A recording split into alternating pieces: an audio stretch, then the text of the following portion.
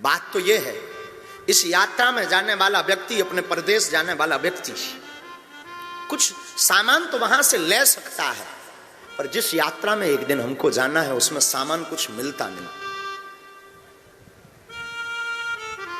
लोग कहते मरने के बाद कुछ भी साथ में नहीं जाता, शायद झूठ बोला होगा उन लोगों ने। मरने के बाद भी 4 चीजें साथ में जाती हैं। मरने के बाद भी 4 चीजें साथ में जाती हैं। एक, संचित कर्म, आपने जो कर्म किए वो साथ लेकर के जाता है जीव। दूसरा, स्मृति, ये संसार की स्मरण, संसार के पति पत्नी नाते स्मरण ही तो होता है उसे। पहला संचित कर्म, दूसरा स्मृति, तीसरा साथ में जाने वाली चीज है वो है जागृति। वो कितना जागता है उसके आगे फिर यात्रा करता। इसको ऐसे समझो, कई बार हमने देखा नन्हा सा बालक ऐसी ऐसी बड़ी बड़ी बातें बोलता है जो कभी उसने पढ़ी नहीं, कभी उसने सुनी नहीं। हम चौंक जाते हैं कि ये इतना ज्ञानी कैसे हो गया, इसको इतना अनुभव कैसे हो गया। इस जमाने का उसका अनुभव नहीं है, उसका पूर्व जन्म का अनुभव है। यात्रा किसी कारण बस पूर्ण हो गई होगी, उसने दूसरा जन्म लिया और फिर से स्टार्ट कर दिया। जैसे शाम के समय कोई दर्जी कपड़ा काट करके रख चुका हो सिलने के लिए, उसे तैयार करने के लिए, लेकिन तब तक उसकी दुकान बंद होने का समय आ गया हो, तो उसने दुकान के पट बंद किए, रात को अपने घर गया, सोया आराम से। उसकी सुबह हुई, अब वो सुबह आया और आकर के उसने सबसे पहले वही कपड़ा उठाया जो कल रात को काट करके रखा था। आगे की उसे तैयारी करनी थी, उसे कपड़े का कुर्ता बनाना था।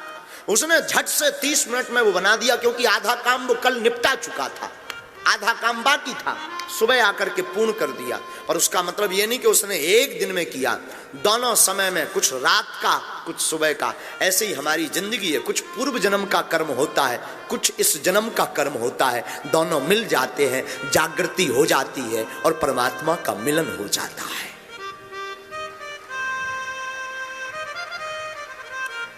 चौथा, मरने के बाद अगर कुछ साथ जाता तो वो जाता है सूक्ष्म शरीर।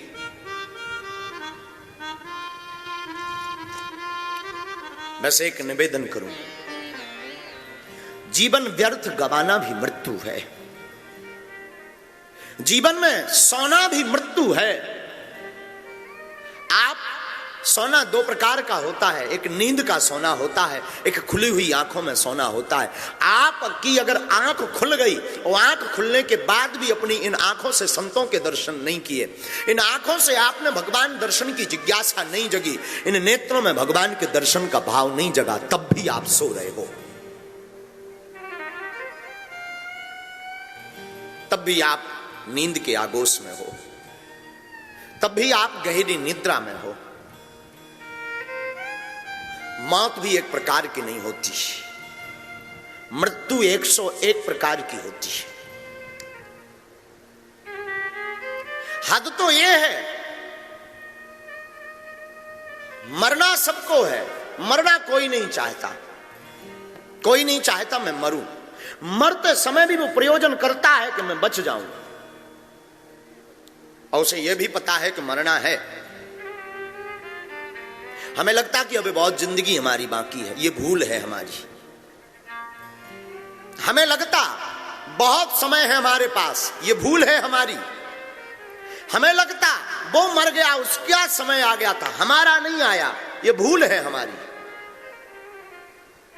कोई ठिकाना नहीं है आपका, आपके पास बहुत ज्यादा समय नहीं है, आपके पास बहुत ज्यादा व्यवस्था नहीं है। आप अपनी मृत्यु को महोत्सव में मनाना चाहते हो, आप अपनी मृत्यु को संवारना चाहते हो। आप अगर अपनी मृत्यु में जीना चाहते हो, आप अपनी मौत को अपनी भर आंखों में देखना चाहते हो, तो आज से ही तैयारी प्रारंभ कर दो कि हमें कल मरना है, मरेंगे, पर आज माला नहीं छोड़ेंगे। कल जो होगा सो होगा, कभी कभी हमें चंगीलाल की कथा बड़ी याद आती है। अपने जमाने का एक चंगीलाल था। चंगीलाल नाम का आदमी बहुत बुद्धिमान था। इतना बुद्धिमान था कि वो मरा तो गांव के लोग और घर वाले मरते समय सामने आए। गीता का पाठ, वही पुरानी प्रकल्प, गीता का पाठ, मुख में गंगा जल, तुलसी का डालना। छोटे छोटे बच्चे उसके बड़े बड़े हो गए थे, डॉक्टर बन गए थे, कोई विदेशों में रहने लगे थे, वो भी आए पिता के मरने पर। चंगीलाल अपने जमाने का अमीर आदमी हो गया था। मरते मरते प्राण आपने सुना होगा कि कभी मुख से निकलते हैं, तो कभी आंखों से निकलते हैं, तो कभी कानों से निकलते हैं। चंगीलाल के जो प्राण निकले वो मुख से निकले। तो चंगीलाल बोल नहीं पा रहा था, लेकिन चंगीलाल की नजर सामने थी।